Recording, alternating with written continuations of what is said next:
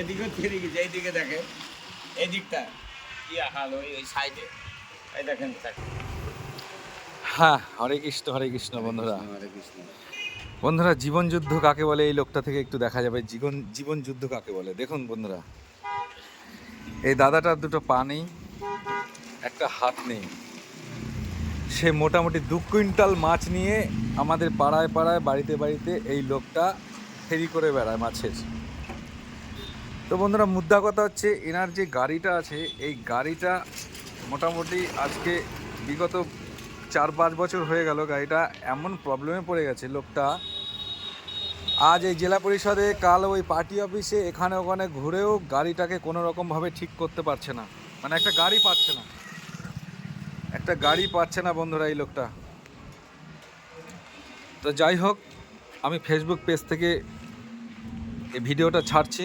দাদার একটু কষ্টটা আপনারা শুনুন। দাদা, বলুন কি হয়েছে আপনার ব্যাপারটা, আপনার কষ্টটা বলুন।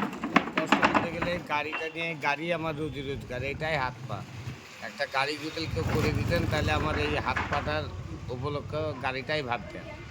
তো এটাই আমার রুজি রোজগার। যদি কেউ একটা গাড়ি ম্যানেজ করতো তাহলে তার উপরে নির্ভর করে আমি এই সংসারটা চালাই।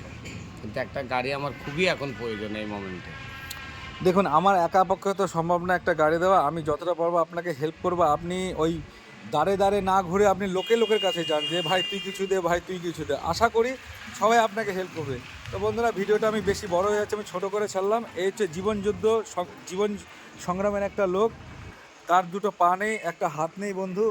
এই লড়াই করে যাচ্ছে। আর আপনাদের দুটো হাত, দুটো পা, দুটো চোখ সব কিছু সম্পূর্ণ থাকা পরেও আমরা বন্ধুরা এর মতো লড়াই করতে পারি না। তো এনার একটা গাড়ির খুব প্রয়োজন, খুবই প্রয়োজন। তো বন্ধুরা, আপনারা সবাই ভিডিওটা দেখুন। যদি ভালো লাগে সবাইকে শেয়ার করে দিন ভিডিওটা। হরে কৃষ্ণ, হরে কৃষ্ণ, হরে কৃষ্ণ, হরে কৃষ্ণ।